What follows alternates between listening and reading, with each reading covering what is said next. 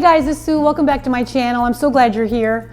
Well, today we're going to be making homemade cranberry sauce. If you've never made your own cranberry sauce, this is the easiest dish you'll ever make. We're going to be using fresh cranberries. You can find these in the produce section of your grocery store. Now this is a 12-ounce bag and it will make 1 pint of cranberry sauce. We're going to be doing something a little bit different. We're going to be adding apple cider to our cranberry sauce. This is going to give it kind of a cran apple flavor that I think you're really going to love. It's simple, it's good. You're going to want to make this one. Check it out.